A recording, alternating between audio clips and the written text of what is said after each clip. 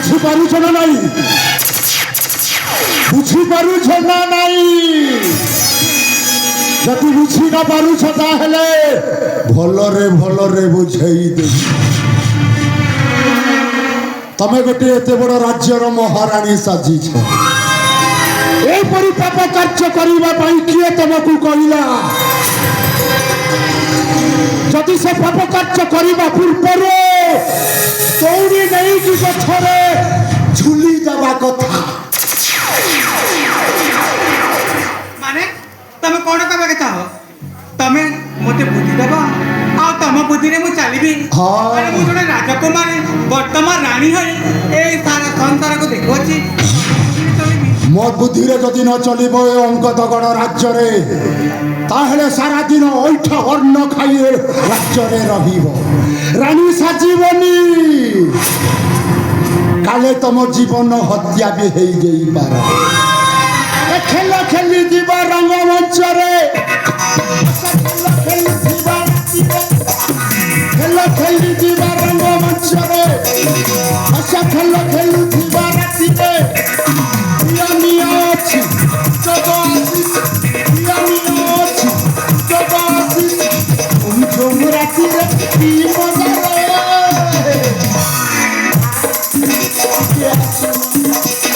ଆସିପାରିବନି। ବୁଝାଉନି ମନଟାକୁ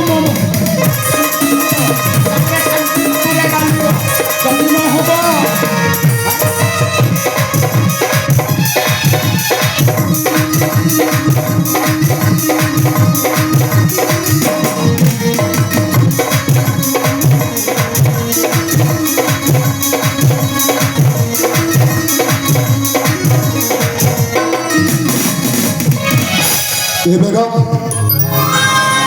এটি অধিক সময় রইবার বহুত ভুল হব।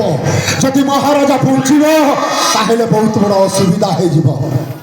শুণ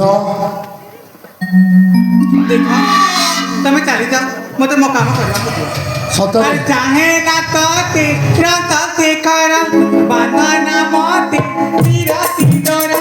চাহেগা তোতে রাত শেখর বাঁধনা মতে বিরতি ডর। আরে জানে না এই শুনি পারছ না? তো প্রেম কো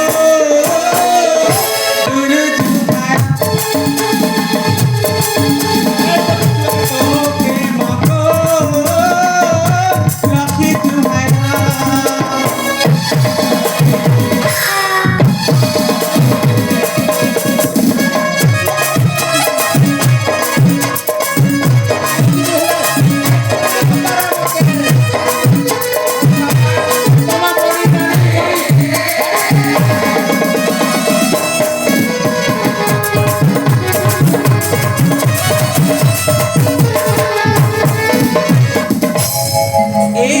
ମୁଁ ଭଲ ଭାବରେ ଜାଣିଛି ଏ ମନ୍ଦିର ତାର ଯୌବନ ଏତେ ବାଇ ହয়ে আছে না? আরে যৌবନରେ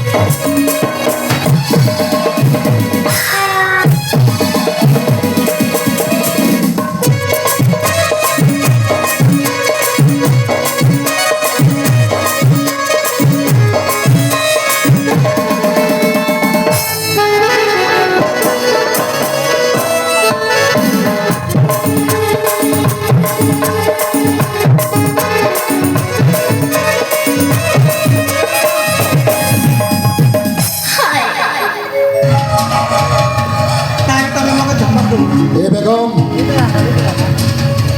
କହିଲି ପରେ ମୋତେ ସ୍ୱାମୀ ରୂପେ ଗ୍ରହଣ କରି ଅଙ୍ଗଦଗଡ଼ର ମହାରାଣୀ ସୁନ୍ଦର ଭାବରେ ରହିବ। ହେଲେ ଯଦି ମୋତେ ସ୍ୱାମୀ ରୂପେ ଗ୍ରହଣ ନ କରିବ ତାହେଲେ କିଛି ଦିନ ଭିତରେ ବହୁତ ପସ୍ତେଇବ। ଗୋଟେ କଥା ପଚାରିବି, ହଁ ତମର କିଛି ଉଦ୍ଦେଶ୍ୟ ନଥିଲେ ତମେ କେବେ ଆସନି। ଆଜି ତମ ଉଦ୍ଦେଶ୍ୟ କ'ଣ? ଉଦ୍ଦେଶ୍ୟ ହଁ, ଉଦ୍ଦେଶ୍ୟ ହେଲା